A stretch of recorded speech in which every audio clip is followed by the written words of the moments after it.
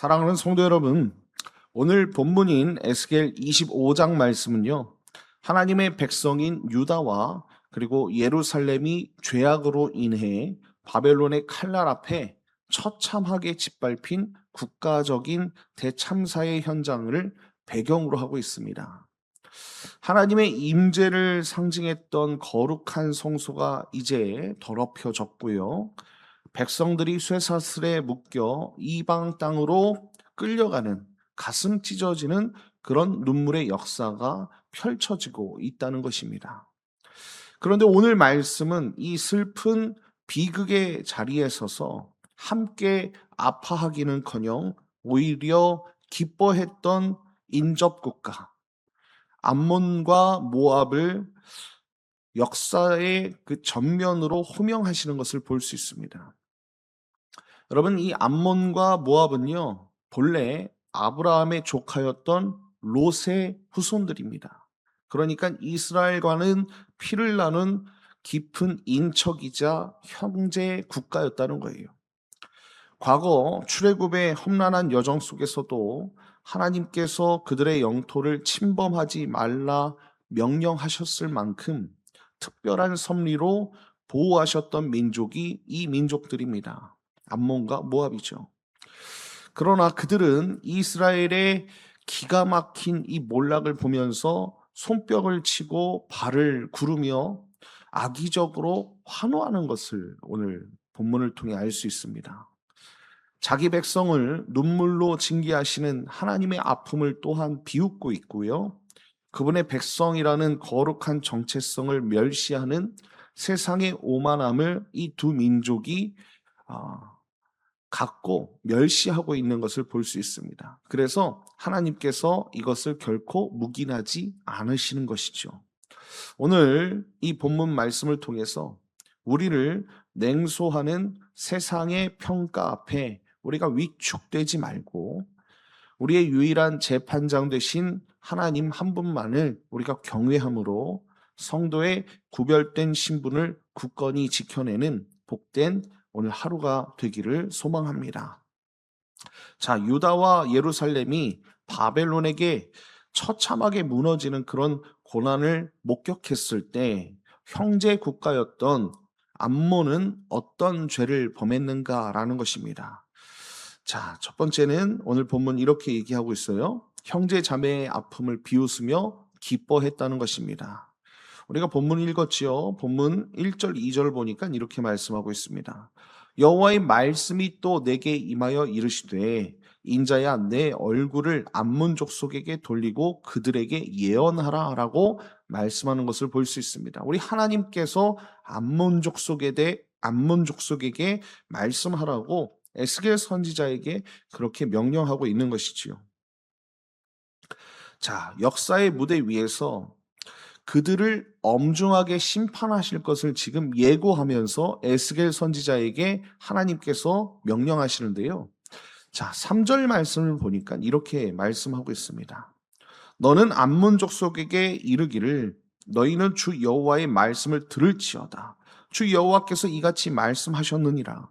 내 성소가 더럽힘을 받을 때에 내가 그것에 관하여 이스라엘 땅이 황폐할 때에 내가 그것에 관하여 유다 족속이 사로잡힐 때에 내가 그들에게 대하여 이르기를 아하 좋다 하였도다 라는 말씀입니다. 여러분, 암몬 족속은요, 하나님의 거룩한 처소에 구멍이 뚫려서 거룩함이 붕괴된 상태인 그 더럽힘을 받을 때 그것들을 다 구경거리로 여기면서 뭐합니까? 아하, 좋다라고 기뻐하는 것을 볼 수 있습니다. 참혹한 비극 앞에 이 암몬 족속은 함께 슬퍼하지 않고 타인의 파멸을 보면서 쾌감을 동반하는 그런 잔인한 악의적인 의성어인 그런 아하 좋다라는 소리를 높여서 환호하면서 내뱉는 것을 볼 수 있습니다. 여러분, 이것은요, 하나님께서 자기 백성을 치실 수밖에 없었던 그 하나님 아버지의 찢어지는 그 가슴을 향해서 이 암몬 족속이 너무나도 도발적인 모습으로 그렇게 비웃었다는 거예요. 조롱했다는 것입니다. 사랑하는 성도 여러분, 우리가 공동체 안에서 형제 자매가 아파하고 무너질 때가 있지요. 나와 상관없는 일이라면 참, 그러면서 우리가 나와 상관없는 일이라면서 차갑게 우리가 무관심하거나 내 이익을 챙기면서 은근히 통쾌해하는 그런 마음이 우리 안에 있다면 그것이 바로 무엇이겠습니까? 오늘 암몬족속이 하는 행동 아니겠습니까? 하나님을 사랑한다는 고백의 진짜 무게는요, 고난 중에 신음하는 그 지체들을 우리가 바라보는, 그쵸? 그 우리의 시선과 태도에서 고스란히 나타난다는 것입니다. 매일 아침 우리가 눈을 뜰 때 내 안에서 고개를 드는 차가운 이기심과 무지함을 우리가 십자가 앞에 내려놓기를 바랍니다. 우리 공동체 안에 혹시 아파하는 지체들이 있고 상처가 있고 울고 있는 지체들이 있다면 우리가 그것을 끌어안고, 물론 구체적으로 우리가 그것들을 다 도와줄 수는 없지만 우리가 기도하고, 그렇죠? 조금이나마 도울 수 있는 그런 실제적인 삶을 살았으면 좋겠습니다. 이 하나님의 자비로우신 그 마음이 우리 심장 속에도 있어야 된다는 것입니다. 이것이 우리가 복음을 세상 가운데 증거하는 그런 삶 아니겠습니까? 먼저 우리 공동체 안에라도 우리가 힘들어하고 어려워하는 사람들이 있다면 우리가 그들을 좀 보담았으면 좋겠습니다. 이렇게 주님 안에서 복된 행동하시는 저와 여러분 다 되시길 예수님의 이름으로 축원드립니다. 여러분, 타인의 고통을 우리가 조롱하며 온 마음으로 경멸했던 이 암몬을 향해서 하나님은 어떤 무서운 판결을 내리시는지를 오늘 우리는 본문을 통해서 볼 수 있습니다. 자, 두 번째는 이렇게 말씀하고 있어요. 남의 불행을 즐기던 자들을 철저히 낮추시는 것을 볼 수 있습니다. 자, 4절과 5절을 보면요, 이렇게 말씀하고 있어요. 그러므로 내가 너를 동방 사람에게 기업으로 넘겨주리니 그들이 내 가운데에 진을 치며 내 가운데에 그 거처를 베풀며 내 열매를 먹으며 내 젖을 마실지라. 내가 랍바를 낙타의 우리로 만들며 암몬족 속의 땅을 양떼가 눕는 곳으로 삼은즉 내가 주 여호와인 줄을 너희가 알리라라고 말씀하는 것을 볼 수 있습니다. 자, 하나님께서는 남의 아픔을 비웃던 그 암몬의 소유를 뭐 하신다고 하십니까? 다 빼앗는다고 말씀하시는 거예요. 그리고 그들이 자랑하던 찬란한 문명의 수도 랍바입니다. 랍바라는 것이 수도인데요. 그 랍바를 배설물 냄새가 진동하며 그리고 가축들이 나뒹구는 쓸쓸한 야생의 우리로 완전히 황폐하게 바꾸겠다라는 말씀이 오늘 이 말씀이에요. 5절 말씀입니다. 계속해서 6절과 7절을 보니까 이렇게 말씀하고 있어요. 주 여호와께서 이같이 말씀하셨느니라. 내가 이스라엘 땅에 대하여 손뼉을 치며 발을 구르며 마음을 다하여 멸시하며 즐거워하였나니 그런즉 내가 손을 내 위에 펴서 너를 다른 민족에게 넘겨주어 노략을 당하게 하며 너를 만민 중에서 끊어버리며 너를 여러 나라 가운데에서 패망하게 하여 멸하리니 내가 주 여호와인 줄을 너희가 알리라 하셨다 하라라고 말씀하는 것을 볼 수 있습니다. 참으로 무섭지요. 여러분, 암몬족 속이 어떻게 했습니까? 이스라엘이 그렇게 당하고 있을 때 손뼉을 치고 발을 구르고 남의 불행거리를 구경을 삼는 그런 모습을 볼 수 있다는 것입니다. 결국 그들의 존엄은 박탈당하고요, 강대국의 손에 넘겨지는 비참한 그런 모습을 오늘 우리가 볼 수 있다는 것입니다. 노략을 당한다라고 말씀하고 있지 않습니까? 구경꾼의 자리에서 무심코 던진 그 조롱이요, 자신의 목을 죄는 올가미로 지금 돌아오고 있는 그런 하나님의 심판을 우리가 볼 수 있다는 것입니다. 사랑하는 성도 여러분, 우리가 정말로 하나님 안에서 형식적인 그런 종교 행위에 만족하면서 살지 않았으면 좋겠습니다. 우리를 이유 없이 냉소하고 위협하는 세상의 거센 힘 앞에 매일 영적인 포로가 되어서 우리가 전리품처럼 짓밟히면 안 되지 않겠습니까? 그렇기 때문에 종교적인 행위에 만족하지 말고 항상 날마다 하나님의 은혜 가운데 살아가는 저와 여러분이 되었으면 좋겠습니다. 악인의 얄팍한 형통과 오만함을 우리가 부러워하지 않았으면 좋겠어요. 자꾸 하나님의 은혜가 없으니까 우리가 세상으로 시선을 돌려서 그들을 부러워하지 않습니까? 그리고 세상이 매긴 그 성공과 서열 앞에 우리는 비겁하게 막 무릎을 꿇고 그들을 우상처럼 섬긴다는 것입니다. 그러나 사랑하는 성도 여러분, 공의의 하나님은 역사의 저울을 들고 계시는 줄 믿습니다. 성도들을 괴롭게 하는 세상의 죄악을 반드시 뼛속 깊이 다루신다는 거예요. 세상은 심판받을 수밖에 없다는 것입니다. 그렇기에 우리는 그것들을 우리가 바라보면서 부러워할 필요가 없다는 거예요. 보이지 않는 일터와 가정의 치열한 삶의 한 가운데에서 하나님의 살아계심을 우리가 신뢰하면서 날마다 주님의 은혜를 공급받으면 우리는 성령 충만할 줄 믿습니다. 세상을 향해 우리가 눈을 돌이키지 않고요. 우리의 절대 주권자이신 그 하나님을 바라보며 내 인생의 든든한 보증이 되심을 우리가 믿음으로 끝까지 세상 가운데서 우리가 인내하며 저들이 우리를 아무리 멸시할지라도 분명 하나님은 저들을 심판하실 것이라는 그 믿음을 갖고 우리가 우리의 일들, 그쵸? 성실하게 복음을 전하고 빛과 소금으로써 하나님 앞에 하나님의 자녀라는 그 정체성을 잃어버리지 말고 거룩한 백성으로서 일해 나가는 저와 여러분 다 되시길 예수님의 이름으로 축원드립니다. 자, 유다도 다른 이방 나라와 똑같다라고 하면서 언약의 백성을 깎아내린 모압에 대해서 이제 말씀하십니다. 자, 그러면 이 모압은 어떤 최종 결론을 맺게 되는가라는 것이지요. 세 번째는 이것입니다. 하나님의 백성을 우습게 여기는 세상을 무너뜨리신다는 거예요. 모압을 무너뜨리신다는 것입니다. 자, 이제 암몬에서 모압으로 넘어갔는데요. 8절을 보니까 이렇게 말씀하고 있습니다. 주 여호와께서 이같이 말씀하셨느니라. 모압과 세일이 이르기를 유다 족속은 모든 이방과 다름이 없다 하도다라고 말씀하는 것을 볼 수 있습니다. 여러분, 모압의 치명적인 죄악은요, 유다를 바라보면서 너희가 대단한 선민이라고 그렇게 하니까 결국 망하는구나 이렇게 조롱했다는 거예요. 그러니까 다시 말해서 너희가 하나님 앞에 선택받았다며, 선택받은 민족이라며 그렇게 말하더니 결국 망했구나라는 그런 조롱이라는 것입니다. 성도의 구별된 신분과 언약적 가치를 지금 모압 민족이 뭐 하는 거예요? 조롱하고 비아냥거렸다는 것이지요. 하나님께서 이렇게 고발하시는 거예요.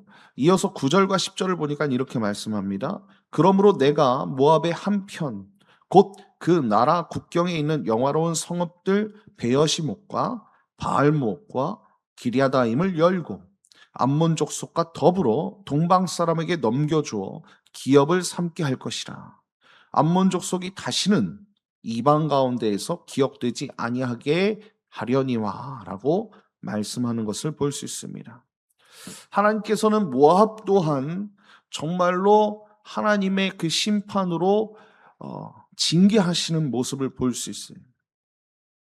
모압이 철벽처럼 자랑하던 국경 요새들이 있는데요. 그 국경 요새들을 외적의 침략 앞에 맥없이 허물어 버리시겠다라는 그런 말씀을 지금 하고 있는 것입니다. 그러니까 국경에 있는 영화로운 성읍들 베어시목과 바알모온과 기랴다임을 열어버린다고 말씀하시잖아요. 그렇죠? 그것은 이들이 철저하게 견고하게 지키고 있는 곳을 다른 이방 민족을 통해서 심판하고 열어버려서 멸절시키겠다라는 이 하나님의 심판의 내용이라는 것입니다.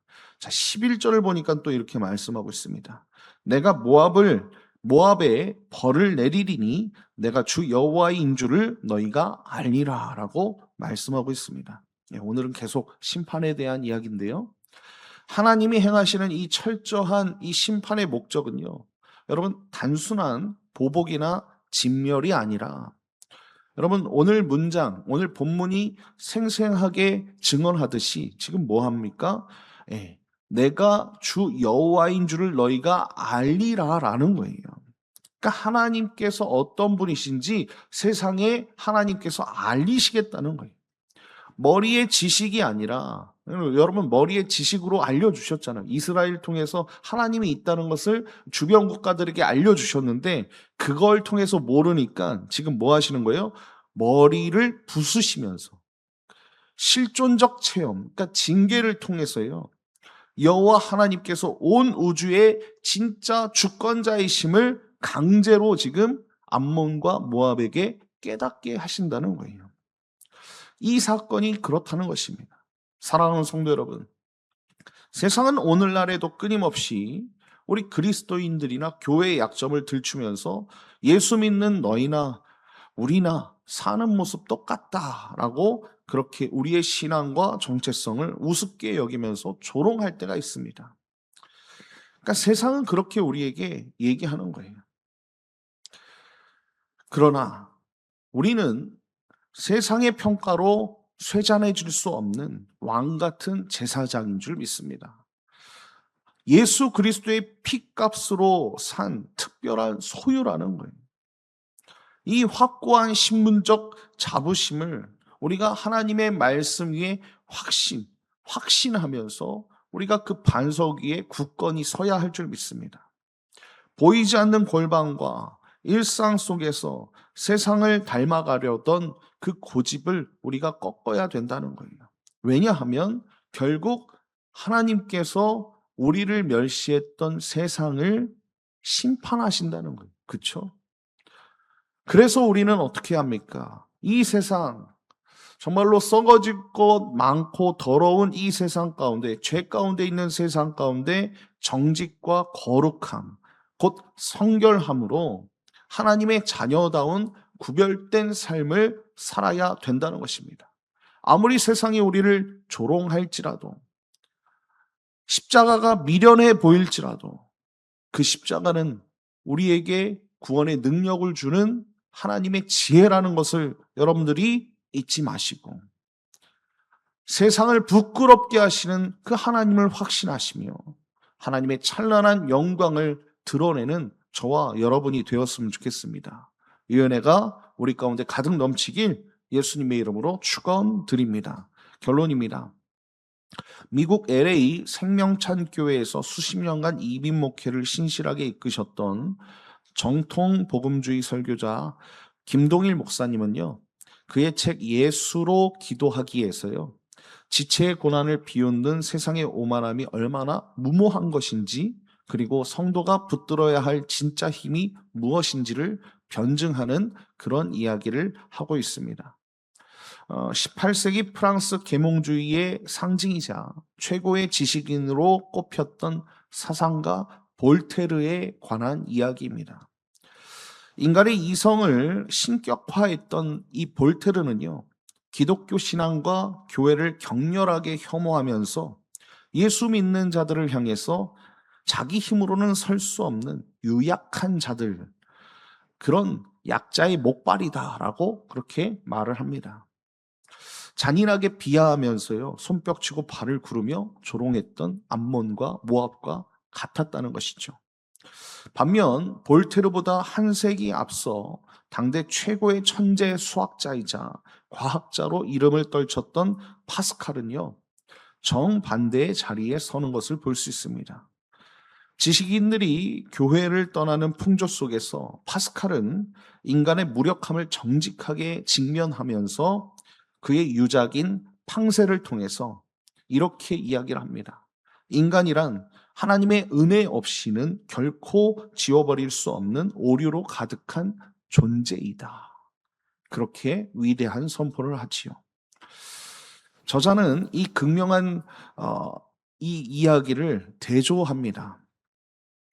어떻게 대조하냐면요, 볼테르가 만약 맞다면 파스칼은 잃을 것이 없지만, 파스칼이 맞다면 교만하고 오만하게 교회를 비웃던 볼테르는 영원한 하나님의 심판대 앞에서 모든 것을 잃어버리게 될 것이다 라고 말합니다.